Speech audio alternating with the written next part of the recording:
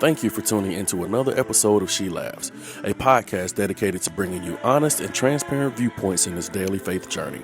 Now join with me as we listen to T and Crystal discuss the latest. Hey guys, it's your girl Crystal. Hey everybody, it's Tanisha. And welcome to another episode of She Laughs. Yes. Welcome back everybody, everyone's and everybody. So this week we do have a special guest with us, and we're going to introduce her here shortly. But as always, T, we do a check-in. So T, how you doing this week? This is a bad week. Yeah. Yeah, just mentally, it's a bad week. I deal with anxiety, as well as high blood pressure. So me trying to keep my anxiety low has been a little bit troubling this week, but God is good. So I just keep trying. I never stop trying to do it because I know when I do, it's not going to work definitely. So I just try to muster on through the day. I find that setting my day helps a little bit. Mm-hmm. And then sometimes if I get off track throughout the day, I'll try to reset it again. So that's where I'm at for this week. What about you? This week I actually am doing better. I've had some good news and everything. God is still showing that He is faithful, even in the midst of a crisis. So it was a little different of a week for me. Like I said, last week I kind of had that one breakdown. But I'm the opposite. In the midst of a crisis, I get really calm to the point that it is freaky. And I'm like, Lord, am I not panicking enough? Right.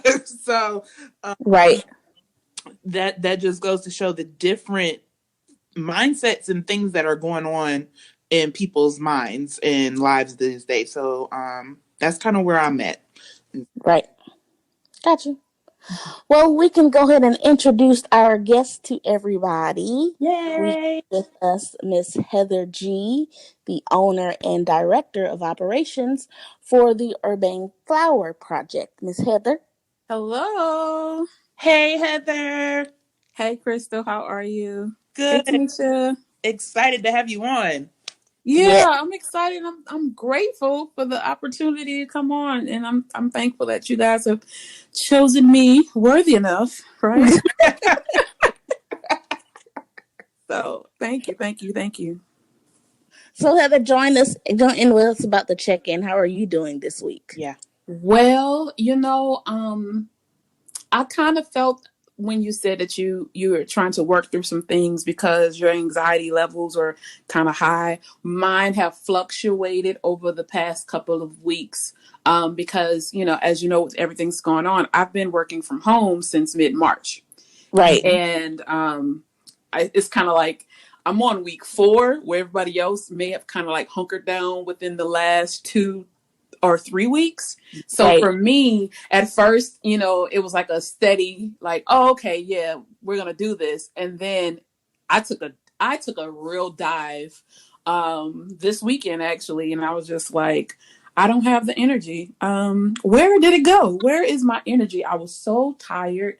And I just had to literally cast my cares upon God because I know that He cares for me and I cannot control what's on the outside, but I know God is in control of it all. So that kind of helped me take the onus off of myself. Right. And just getting myself back where I need to be daily, just doing some self-check-in. So I'm pretty okay today, but like I said, there've been highs and lows, and my answer to that was just prayer, honestly. Amen to that. Yeah. All right, Crystal, what we got next up? So this next segment is called Quotables. And this is where Tanisha and I give you a quote, something that we have seen on social media, either trending or something that we just laughed at or were encouraged by. And so, T, I'm going to let you go first. All right. So I saw this, and it's slightly petty, but not too bad. It's okay. I was petty last week. So this week's your turn. Just a little bit. I saw it, but it made me think. about interacting with people. So the quote I saw was, "Sometimes it's not the people who change, it's the mask they take off." Woo, woo. Well, So That's good. I don't know if I was supposed to talk here, but that is good. yes, it was. That's I was like, wow, it puts things in retrospect when you're thinking about people and their personality traits that can sometimes fluctuate and change. yeah, Mm-hmm. And yeah, that's an interesting quote. So I had to quote it. yeah. Yes, Lord. Yes, Lord. Well, Heather, do you have a quotable for us? I mean, Tanisha just had a bar. I was thinking about something like as it relates to self care, but now I'll take a back seat to that one because that one was just amazing. What is yours, Crystal? Okay. Well, this one I just saw a little while ago, and I was like, oh God, this is right on time for the season we're in. And it comes from Bishop Jakes. Y'all know, the one and only. And he said, have you had a real experience with God or just a lifetime of exposure? Dang, that's a good one. And I was like, oh Lord, this is a question that every person needs to ask. And it doesn't matter what belief system that you have, whether you're Christian, whether you're evangelical, Buddhist, Muslim, all of us are like talking to some type of God that we think. And so, have you had a real experience with God, who I believe is the one true and living God, or your own particular God, or were you just exposed to it? That's a question everybody got to think about. Ooh, I wish you could see my face. It's kind of like that face you make when something is too tart, too sweet at the same time. You're like, ooh, kind of get you. I mean, Bishop got everybody all together. I said, Lord, Yes. well, come on, Bishop. That's my quotable for today. All right. I was not prepared. Oh, I'm going to send an email to you guys about this. I'm going to come back with a rebuttal on that a mean email. oh man. Well, now we are going to jump on into our topic. So that's, of course, why we have our guest on today. So, Tanisha, come to us and let us know what is our topic for this episode. We are discussing the epidemic of sex trafficking and what exactly the church can do. And church, I don't mean the physical church, but I mean the body of Christ as a church. What can we do to help usher in any news or tactics or anything like that to help with this issue instead of ignoring it? I'm going to call us out. Mm-hmm. We kind of ignore it, and we shouldn't. So that is why we have the Heather G. Yes. Thank Talking you. about her project. Yes. Okay. Well, it was go time, right, for me. Yes, ma'am. Well, just a little bit about me. So I go by Heather G, but on these good government streets, I am Heather M. Gaylord. I have a bachelor's of social work and a master's in public policy with a concentration on social policy. So I like to lead off with that because a lot of people give a lot of anecdotal knowledge, just what they've encountered or what they've seen or what they've saw on Instagram or Facebook or YouTube videos. But I've Right. actually had the opportunity to not only work in the field of, social work, but to go ahead and be a leader on the street with a grassroots. Like we are really bootstrapping and have been since 2016 when we first started as an outreach, and now we are a full nonprofit, and it is called Tough Project. It is a labor of love, and Tough is the acronym for the Urbane Flower, but it essentially really is a tough project. And so for Tough Project, we are an Atlanta-based 501c3 nonprofit, and we draw awareness to gender-based violence, for example, sex trafficking and sexual assault. And we give aid to women and girls on the street with a summer outreach that we've been doing since 2016. So that's a little bit about me. And if you had any follow-up questions, I can go ahead and just Yes. ask away. So, what exactly is sex trafficking for those who don't know exactly what it is? So, sex trafficking is under the human trafficking umbrella, right? So, we know that there's different types of trafficking, whether it be labor trafficking or drug trafficking. But the sex trafficking is one that is most prevalent, and I'm glad that it's taking a precedence now, like it's coming to the forefront, because with labor trafficking and arms and drug trafficking, it's kind of like, you can use people, but only to a certain extent when it comes to labor, because once the body burns out, it burns out. Once you, like if it's drug trafficking, once you shoot up drugs or you sell them or distribute them, they're gone. You have to reproduce more. And with guns, they have different things on the streets where, you can do gun buybacks and things like that. But with human sex trafficking, it's kind of like you can use a person sexually, one person, over and over and over again. And I know it's kind of graphic, and I don't know if we can go that detailed into You it. can go as detailed as you wish, that you think people really need to know that information. Right. So the textbook definition is a little different. So the textbook definition of domestic sex trafficking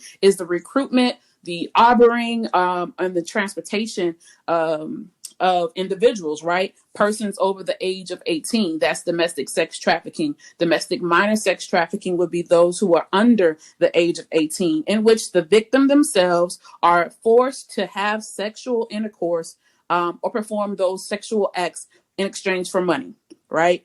Right. The difference with trafficking and prostitution is very slight, right? So with prostitution, most prostitutes, they have like a drug habit that they're trying to get money for, a drug habit or whatever to soothe that need. But some prostitutes don't have traffickers. They don't have pimps. They're out on their own, right?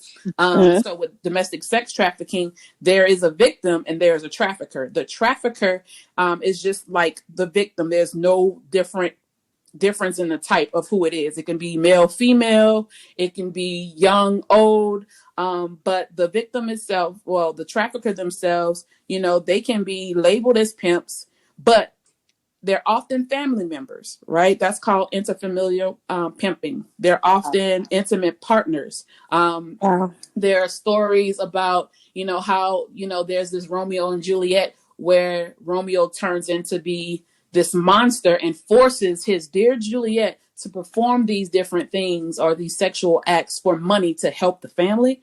It's crazy. There's also like business owners who are running sex trafficking rings out of their businesses. Case in point, barbershops. That was something that kind of like blew my mind. The first business everyone seems to think about sex trafficking happening in would be like a strip club, right? Yeah. Everyone thinks that, people are being trafficked in and out of strip clubs, but no, it can be barbershops, tax offices, it's, massage parlors. There's so much going on under the radar, and even trusted people in positions of authority. Traffickers can be lawyers, doctors, judges. And in the case of I don't want to call the wrong school's name, but in South Georgia, there was a trafficking ring that was uncovered with a major HBCU. Fort Valley. Fort Valley. Almost had the wrong name. Please forgive me. But it was Fort Valley. If you confirm it, it was that school. And so, those are the people who are in those trusted positions of authority. But the victim, is anyone who is engaging in that commercial sex act. It's commercial because it's for money, right? Right. And so the victim is like, they appear regardless of force, fraud, or coercion to perform those acts, right? And they are that victim. And even if they appear to consent, right? I did this. Like you hear a lot of victims when they are arrested, to protect their trafficker, they'll say that they did it on their own, right? When the case may be, there's, the trafficker is saying, if you don't do this, I know where your family is, I'll hurt them. Or if you don't do this, you have children, you'll never see them again. So that's where the forced fraud and coercion kind of comes in. So that's just like a little bit. I know that was a lot. Do we need like a temperature check? No, no. Because the information, legit, the information you can immerse yourself in all of this information. And I like to like throw it all out there and then do a temperature check. Reason why? Because we need to know where you are. So if I have said something, I heard a lot of woof, right? Yeah. If I've said something that you want to circle back to, now is the time. So how are you feeling like so far? I'll say it was interesting to me to learn that a lot of them are family members and people that you're already in your personal circle. Typically when I have thought about sex trafficking, I'm thinking of someone getting, taken off the street and then held in captivity or how do I want to say it? Like a hole or just off somewhere that they have a whole bunch of women just chained up or something. And that's what I tend to think of sex trafficking, because that's kind of what we see on TV. You don't For think sure that it could be someone in our family or our direct circle that could traffic us out. So that was interesting for me. That was a bomb. Well, so the thing with that version of trafficking is it does happen a lot, and the disheartening part is it happens more often than not in communities of color, right? We know that by and large communities of color, if they're centrally located within the city, those areas have what they have: a poor school system, lower economic status, right? There's not a lot of jobs, or the jobs that are there are like your service jobs where you don't really make a livable wage, right? And so, excuse me, those people are more susceptible to having to figure out ways to make money, right? And if there is something else that's going on in the home, maybe drug usage, I see a lot of cases, I've seen a lot of cases as a social worker where the custodial parent would be the one to initiate the sale of their child to pay a bill or for a drug habit or, it could be a myriad of things. It could have even been for the father figure to come into the home, and instead of that father figure paying a lot of attention to the daughter or the son in a loving way, like a nurturing way, as a stepfather would, they pay sexual attention to them. And that's where the molestation and the sexual child abuse kind of comes in. But the trafficking comes in with that when not only is it happening inside of the home, but now that child is being purposed outside of the home to pay financial debts. There was a story that we use in training. When I say we, I mean for Tough Project, and I'm also a speaker for another nonprofit here on sex trafficking. But there was a story about a car car payment. It was a family who they used their daughter in exchange for the car payment because of what was going on in the home financially. And so they set up to where the person who they were buying the car from, they set up a transaction with their daughter. That was one of the main cases. That was the first cases that I've learned about here in Georgia where that has happened. And so, I mean, interfamiliar pimping, look it up. It's kind of crazy, but it happens more often than not. Wow. Yeah. Do we need another temperature check? Like, it's going to be a lot. Lord. If you want to dive in, we can dive on in. It's important to know this information, though it is a lot to digest. I think that's what has kept people from getting to know it. And that's no longer an excuse. You just have to deal with it. You know what I'm saying? Take the minute or two you need, but you need to know this. Yes. So it's important. Crystal, yeah. Crystal, did you have another question? I'm sorry. I wanted her to, Heather, if you could go a little deeper into what is the actual difference between human trafficking and sex trafficking, because a lot of people out here think they're one and the same, and they're not. Yeah, so there are different types of trafficking. Like I said a little earlier, there's labor trafficking that looks like what under the umbrella of human trafficking. There's labor trafficking, which looks like the forced labor in Georgia, where you have a lot of immigrants who are working for less than minimum wage in fields in Georgia and other southern states, farming your tobacco. There's a lot of farming for like different nuts, like tree nuts and whatnot, corn, like different farming type of labor trafficking. There's also labor trafficking where women are approached overseas that are said to come here and they become au pairs. Those are like the living nannies, so to speak. We call them nannies. I call them nannies, but they're called au pairs, right? Okay. And so they come thinking that they're going to work a job just being a babysitter, living for the family, but they're not making any money from it. They actually become indentured servants to that family until the family who has gotten them from whatever country pays that debt that they owe to the person that shipped them over here to the United States. Also, with labor trafficking, you have a lot of labor trafficking overseas, where you talk about, the child labor trafficking, where children are being kidnapped to work in factories, to work making textile and other goods. There's a lot of concern about chocolate, the chocolate that we eat, right? Mm-hmm. In Africa, most children are trafficked to work in farms, on cocoa farms, where they're farming the plant themselves, and they're making little next to nothing per day to satisfy their financial commitments to their families, but they're working for like pennies, right? And they're farming our chocolate that we love to eat, not to make you feel guilty, but they're farming our chocolate, and they're farming other things that we use for our creature comforts, like expensive tennis shoes, expensive luxury clothing. Those children and some women are working in those factories. Labor trafficking is expansive. It is not just domestic. It's actually globally done worldwide. And then there's the drug trafficking. Of course, you know what that is. That's the drug trafficking kind of happens in different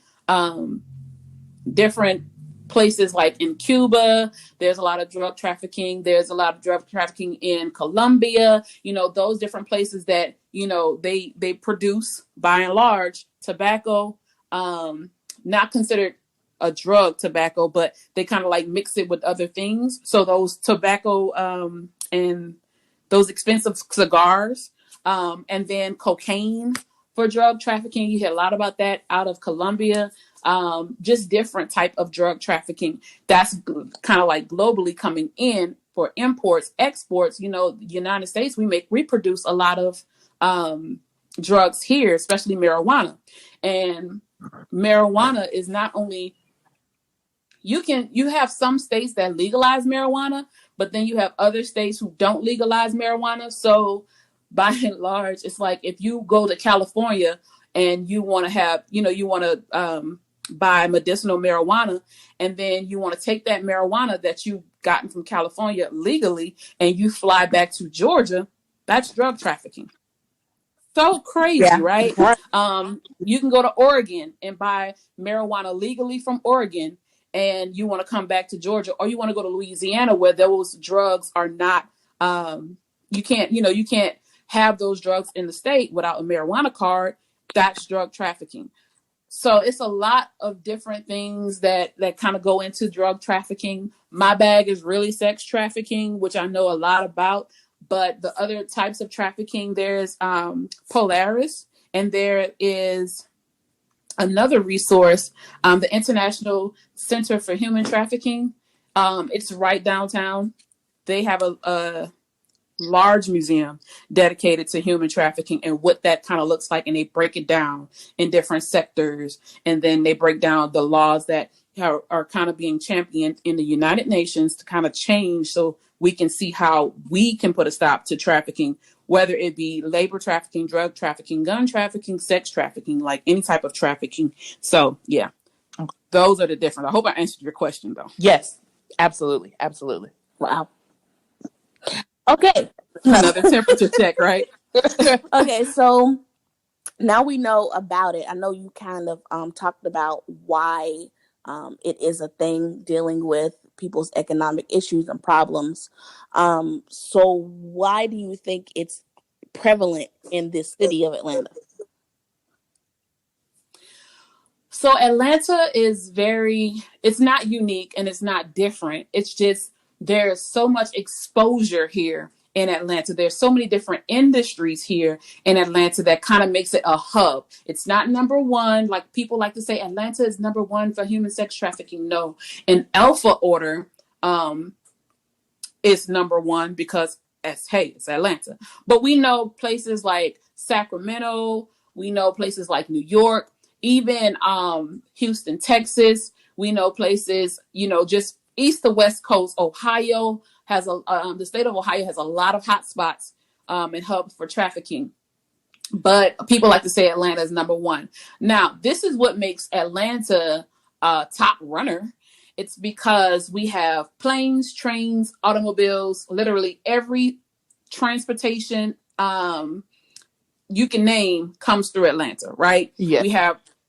We have the interstate system that has Interstate 20. We have coming through Atlanta. We have 75, 85 going up and down Atlanta. So we kind of you have all these different ways of transporting people to and from Atlanta. We have Hartsfield Jackson, which does a phenomenal job now with drawing awareness to human sex trafficking. But prior to the campaign that they have done to kind of sweep Atlanta's airport clean, prior to all of that, we had a lot of incidences of trafficking victims coming in and out of Atlanta because it is the world's busiest airport, right? Yeah. And it has the international terminal, so you would have a lot of people coming in flying internationally into Atlanta. You have domestic travel, people coming domestically flying down. Why are the people coming here? We have a large entertainment space. Entertainment in the state of Georgia generates a lot of money, right? So we have gaming conventions, we have concerts, we have major sporting events, we have they may not be the best teams, but there are teams. That little jazz in there. Got a slight shade, but there are teams. NFL.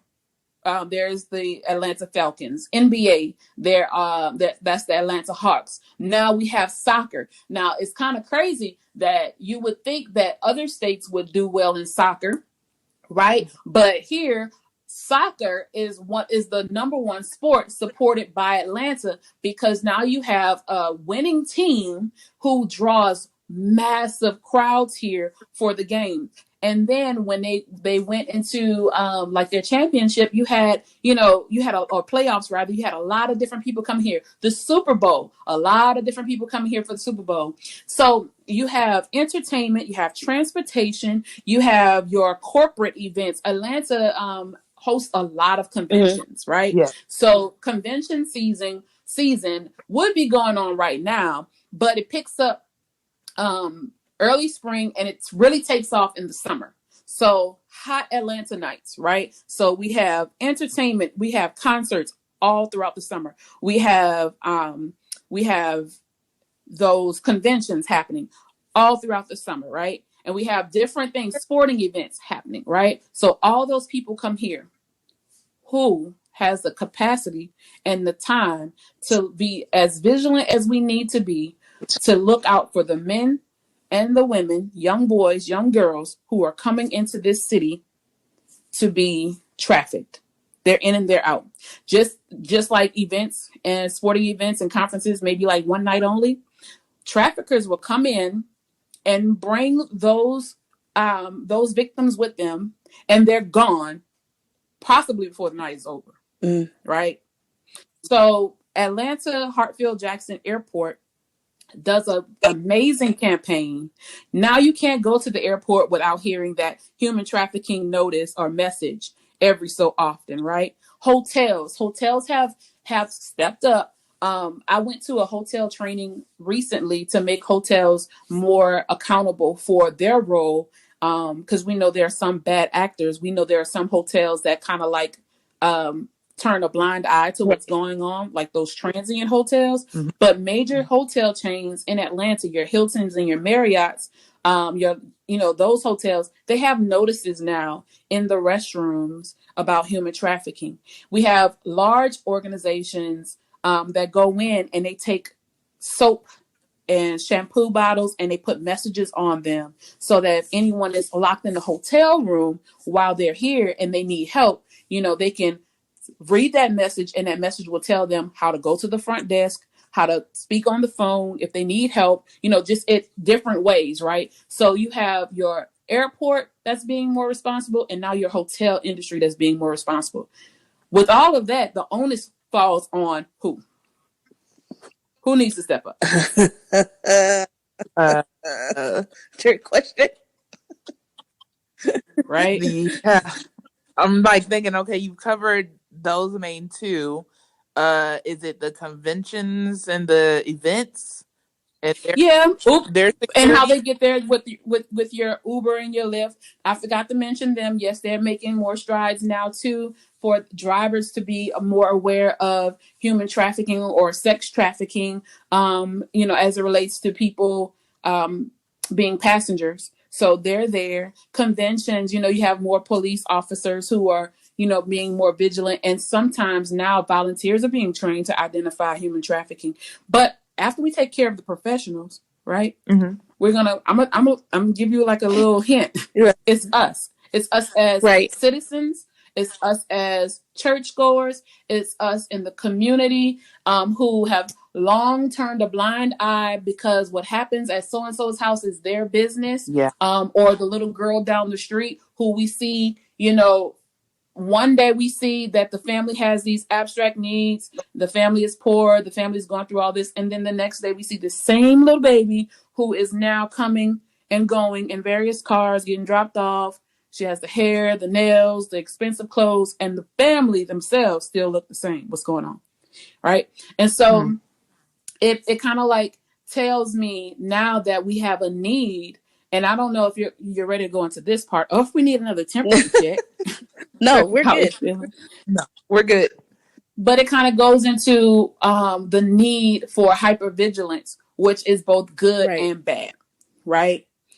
So for us, and we're talking about the church here, hypervigilance, that's basically extreme or excessive vigilance, like always being alert. The Bible says, the Word of God says that you have to be alert because your enemy, your adversary, the devil, is doing what? Child, he's seeking and he's searching. So he alert. Yes.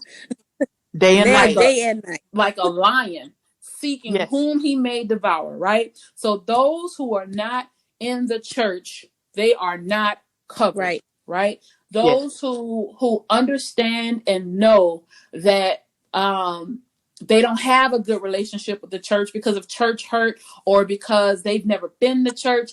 Our generation and the generation after ours are largely unchurched, right? We know that there's nothing we can do to change that except for be the church in every aspect and not be as judgy or judgmental as the church was to us, which kind of like made some of us kind of fall back and fall away. Gotcha. So as the church, we need to be more hyper vigilant, right? We need to be highly alert to potential dangers and threats. But that's good and bad, because if you don't know, you run the risk of saying something or calling something to be what it is and it's really not. Especially if you don't have the education, especially if you don't really know what you're looking at or the signs or what you need to look for. And that's kind of like the bad part. The good part is if you're seeking this knowledge, right? If you've tuned in and you're saying you saw the title about sex trafficking, you're like, I want to learn more. So you're seeking the knowledge. Well, yes, get wisdom and get understanding about what human trafficking is and how is it that we can help. And it's like, it's so simple and so easy as see something, say something. We have to kind of get out of minding our own business because, as my mother likes to say, it's the last days and all souls are up for grabs. So if you're Come on, not trying to mother, figure girl, out, right. Come on, mama. yes, I don't play with her, like she on a different level, but my mom has always been that person to say what she means and mean what she says. And so if I internalize that as if you're not doing your part to make sure that you are out evangelizing and reaching the lost in any way possible, when this whole thing gets called to the carpet, no one else is going to be looking at what you did or didn't Right. do but God, right? So when you know better, you do better. And so if you find this interesting and this topic interesting and there's something about it and you get that wisdom and you get that understanding, my thing is with hypervigilance, we can get so wired, like, oh my God, like I went down a rabbit hole finding out this information when I first started. Long nights of reading articles, watching videos, watching documentaries and docuseries. And what I did not do, and what I'm telling other people not to do, is to hoard the information. Right. Right? Yeah. Because sometimes we go to, like, you go to church. You bring your notepad. You bring your church journal. You go home. You have written 30,000 pages of notes from the beginning of your journey with Christianity to now. Yeah. How many times do you actually go back and pick up those notes and read it and share it with somebody You're else? right. We don't often do that. No. We don't often do it. It may happen, but it doesn't happen as much as it should happen, right? So with that being said, you kind of have to find a balance with hypervigilance, right? Like I said, it could be good and bad. In order for it not to be bad, you have to get the information, get wisdom, get understanding, and then disseminate it accordingly, Yes. right? Yes. Well, you just answered my next question about what the church body can do. And that's what I really wanted to harp on. Not just the church building, but us as believers and followers of Christ. What should we be doing? So basically, we should be searching out this information and possible training and going out and sharing it with others, and then also looking to see if there's a child or person or man or woman in need of some assistance. Yeah. And I'm glad my verbal cues, right, and my upwards inflections have sunk in because you said man or woman. And I make it my business now to make sure that people understand and know that women are not the only victims of sex trafficking. We have a large number of people who are at risk for sex trafficking, such as your homeless, male or female, and runaway youth. They are the most likely victims of sex trafficking. So a couple of months ago, I found a study that Georgia State University did. Shout out to my alma mater, right? That said more than half of the homeless youth in Metro Atlanta are being trafficked. Here's the demographic. You got to think about it.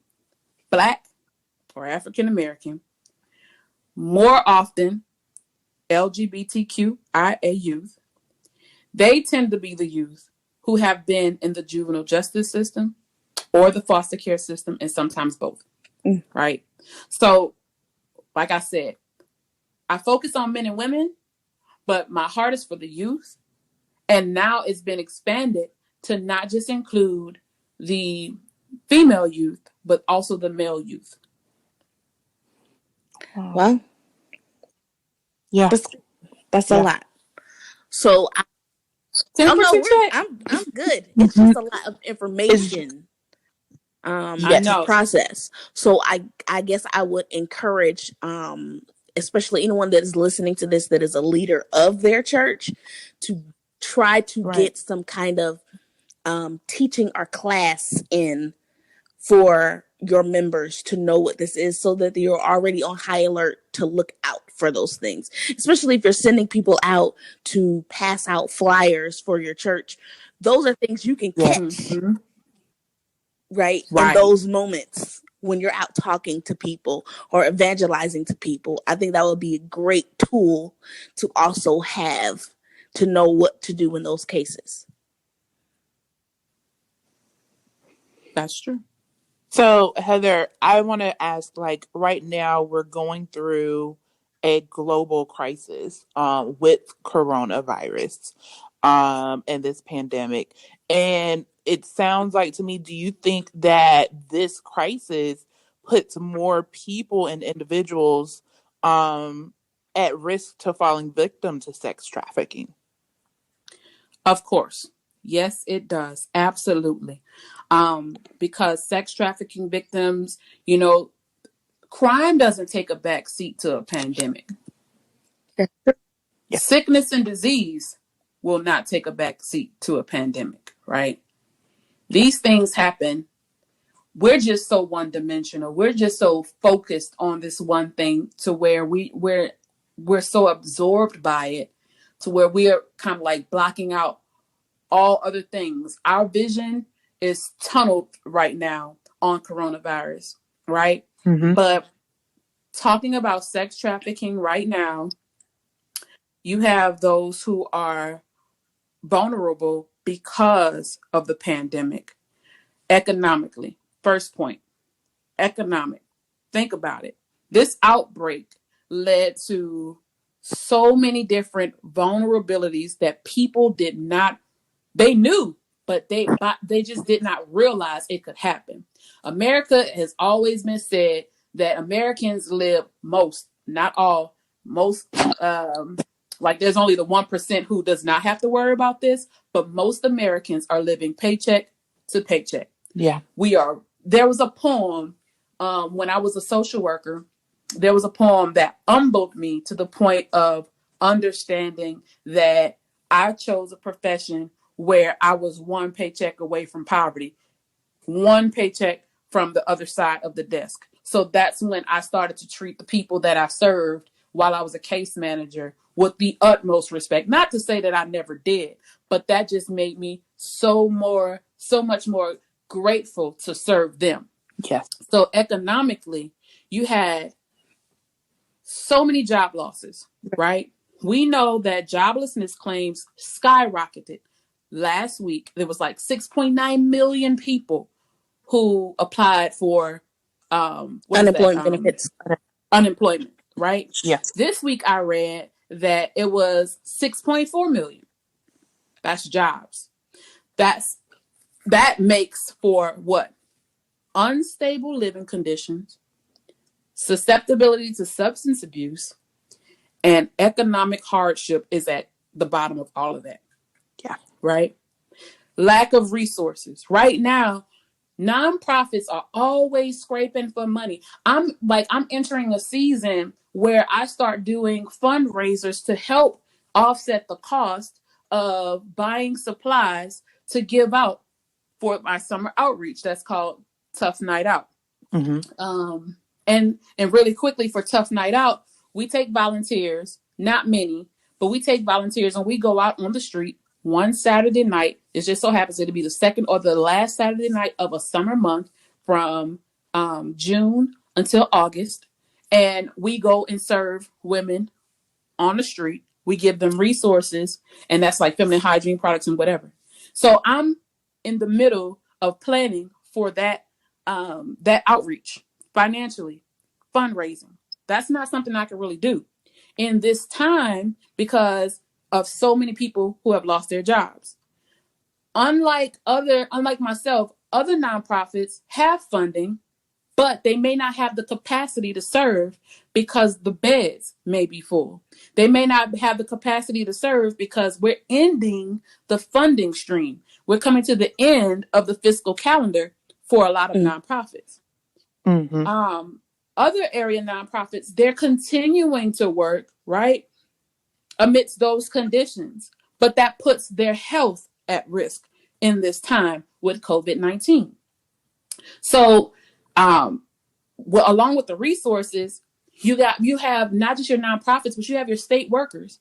We know that Governor Kemp did a press conference last week. Well, he's done many of them, but he did one last week where he cited that the numbers are down for calls of reported child abuse, but domestic violence calls have gone up tremendously in this time since we've been sheltering in place. More people are isolated. So because there's that isolation there, and like I said, poverty and crime don't take a back seat. Now you have traffickers who are going to take advantage of that. You got more runaways that are going to come up, right? Yeah. You have more people that are going to be looking for ways to make money, right? That's making them more susceptible. And then you have a demand for sex. It amazes me. I saw an article about Jacksonville, Florida, that says traffickers are not taking, time off. And those who are having a demand for sex are still out in the street actively looking for women to have sex with. Wow. And I'm like, this public health crisis, it wasn't enough, right? You don't care about your personal health? No, they don't. It does not keep traffickers and those seeking sex from the streets from finding what they're looking for. Traffickers are, in fact, getting more desperate to make money during this public health crisis, right? Yeah. And then there's the demand, like I said, the demand, despite the risk of being exposed to coronavirus. So, yes, victims are more vulnerable. Their victims are always vulnerable. Now you're going to find new victims, more victims, people who you would not have thought would have been approached or even had the mental fortitude to say, this is not something I would ever get into. But now when the funding is drying up, your paycheck is no longer there, you have resource scarcity. What else are you going to do? Yeah. Yeah. It's a lot, right? It's a lot to think about, especially now. Like you said, the influx of abuse calls, and then how you don't have many for children. Well, mainly that's because teachers are the ones that notice when a child is being abused or possibly being abused in a home, but with no school, you don't have that alert to be there or to look out. And then, it's a lot to consider and to be in the know of what's going on, besides just what's going on in your own four walls. Right. And you are absolutely correct. You are absolutely correct. Wow. So I have one last question. With everything going on now, how can we be safe? I know that I'm sure there are classes that you can take that tell you, but with the pandemic going on, what is it can do as a woman or man to make sure that you are safe, especially when you're going out, because people are going out to grocery stores and things like that. Not much foot traffic is going on besides that, but what can you do to make sure you're just aware of your surroundings? So there's no one solution. Rather, there are several that you can incorporate in your daily activity, right? So like I like to tell people, when it comes to steps for us as women, it's about personal safety, of course. Trust your judgment when you're going out. Trust your judgment when you're going to get gas. The same way that you wouldn't get gas in the middle of the night here in Atlanta or anywhere else, don't do that now. Right. Right. If you go to the grocery store, the same way you wouldn't get gas at all hours, don't do that now. You have a high level of people yes, I know. Earlier, someone was like, you think about it happening overseas where people get snatched and grabbed. No, that happens here too, just not as often. But it happens more so when you're by yourself. So trust your judgment. You can do something simple on your phone. If you have an Android or you have an iPhone, you can share your location when you're going to the grocery store or you're making errands or you're just going across town to check on a family member or a friend or whatever. Still keeping in guidelines with social, and it's not social distancing, excuse me, it's physical distancing. We call it social, I don't know why. But you're still keeping in guidelines with that 6 foot difference, right? But on your way over there, you can share your location. Communicate. Let people know where you're going. If you go somewhere, you see something, you say something. You can alert the authorities. You can even alert, if you're at the grocery store and you see something, you can alert the management staff. Quick Trip. If you're at the gas station, you go to Quick Trip. Quick Trip, and a lot of people don't know this, and I almost didn't mention it. Quick Trip is a safe haven, or safe place, and it's a part of the National Safe Place campaign. So if you see something going on at Quick Trip, and you may see a woman being taken at the gas station or something like that, you can go in Quick Trip and you can let them know, and they have protocols of what to do. So that communication is important, not with just each other, but letting people know. And then discretion, which goes back into your personal judgment. And then bystander intervention, right? Making sure that if you see something, it's kind of like to see something, say something. And I would never tell anyone to put someone or themselves in harm's way, but you can find different ways to intervene. And the number one way is to alert the authorities when it's clear and safe. All right. Yeah. I thought about that because the recent news of Cherie Whitfield's mother is missing from Housewives of Atlanta. And I just thought about that, for her to be missing during this time. And like you said, sex trafficking and crime and things like that do not take a backseat to a pandemic.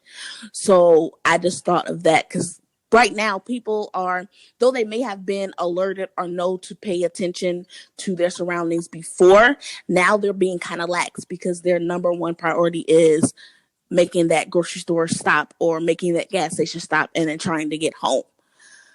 So basically just continue those practices of paying attention to your surroundings and letting people know where you're at. That's good. Yeah. Yeah. Most definitely. Crystal? I don't have any more questions. Are you guys okay? Last temperature check before I hop off. I don't want to leave y'all like, no, this was good, and it was really really needed. Very needed, especially like I said, for us as the body of Christ. We want to I don't want to think about that. Nobody cares what you want to think about or what you don't want to hear. It's going on, it's happening, and as we follow Jesus, he was big on justice. You should be also. And so these are things we need to know about and be alert about so that we can seek justice for those who need it. Yes. Yes, absolutely. Well, so Miss Heather, I guess. Go ahead. Oh, I guess we can go into our final segment now, which is where we share our final thoughts in this segment called Message. Message, pick it up. Yeah, I ain't got a message. I ain't got one of those. I guess I would say, like I said earlier, just as a body of Christ, we need to know these things, and we can no longer turn a blind eye to it, and we can't be ignorant of it, because we know that it's going on. The same way we are still ignorant towards just spousal abuse in homes and churches. I'm calling us out about that. We can act like we don't know what's going on dealing with sex trafficking and child abuse.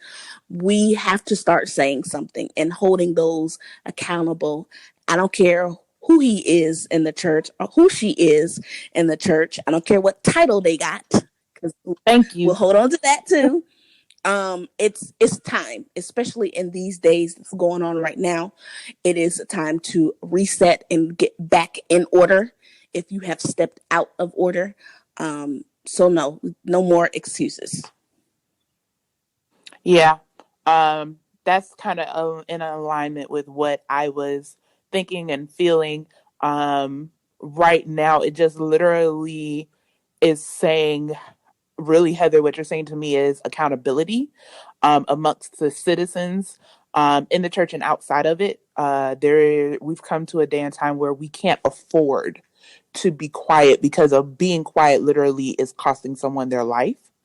And just understanding the power of me being able to watch and speak up and say something literally has the ability to implement change in our community and to really flatten out what is going on with sex trafficking.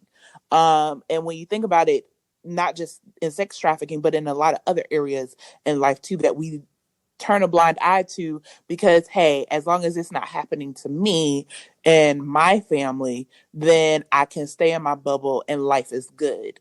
But the reality is one day it probably will be you or someone in your family or someone that you know close to you, and then you're going to want to take action and wonder why you're not having as many people assist you and your family, where you weren't on this bandwagon. This has been going on, Right. you know. And then my final thought is, Heather, I'm just gonna let you know, go ahead and tell Mama Gaylord I'm stealing and snatching her saying it's going up on Facebook tonight, because people need to know the end of times is here and souls is up for grabs. Okay, just let her know. Shout out Mama Gaylord when you hear this. Chat with me anytime you want to come on the podcast. Let us know. Okay.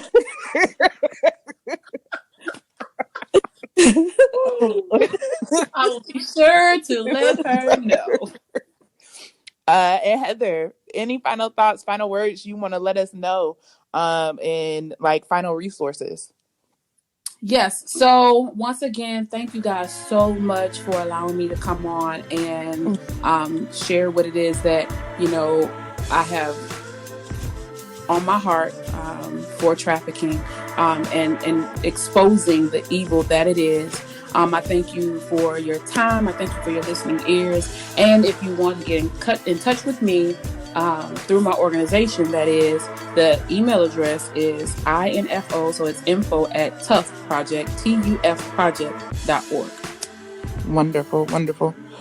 As always, guys, we love you. You can follow myself on Facebook and IG at Charmaine Kears.